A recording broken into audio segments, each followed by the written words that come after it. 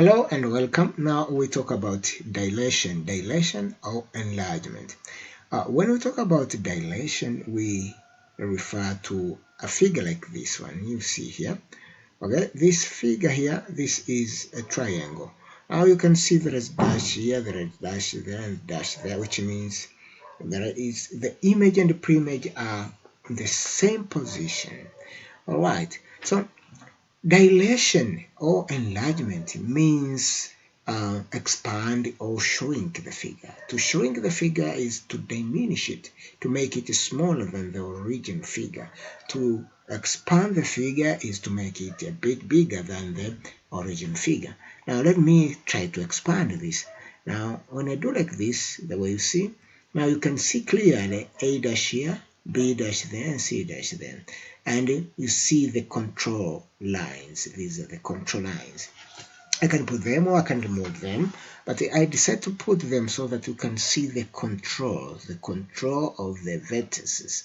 Alright, this is A, this is A dash, this is C dash, this is C dash, this is B, this is B dash. Okay, and this point here is the point. Now the point of dilation, we say this is the point. Now these are the factor of dilation which makes this thing to be bigger or to be small. But my interest here is to show you how to expand and shrink the original figure.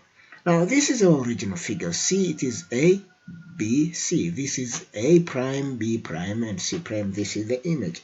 So that where the image is shown now, this image is the image of the pre-image here, and it is shown there by expanding here. So we expanded this, we expanded the original one to this side. Now this is called the enlargement.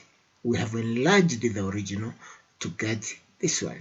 Now you can see enlargement in most of this, in many scenarios, like a picture, a photograph can be given in different sizes.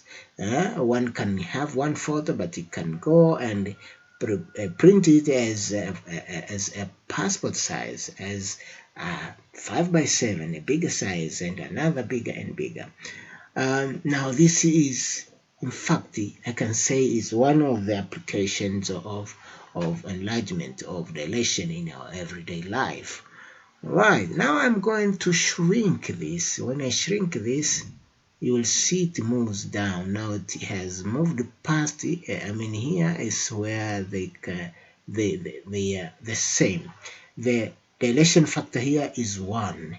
So nothing changes from the original. If it is 1, it gives the same image. But if I wanted to shrink it, I'll go down a bit like this. So I have my image on the left hand side of the object. So my image is here, and it is smaller than the real object. So it is smaller. So we say that this image, this object have been shrinked. It have been diminished by a certain factor, so to form a new image which is smaller than the original image. So you see how dilation is very important. We can shrink things, we can expand them if we want to see them, and we mostly do this in computer when you want a big view or a small view of the same thing. For example, if you are working with laptops or desktops, sometimes you need to see a very small thing, but sometimes you need to see big. Things like those. So that is dilation, enlargement. So we can shrink this way, like this, shrink, or we can expand. We can enlarge it this way. So this is enlargement. It has been enlarged. And this is the negative enlargement of enlargement. We call it.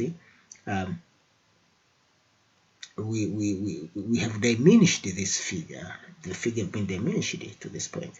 That was my intention, to show you how figures can be expanded or enlarged or diminished. All right.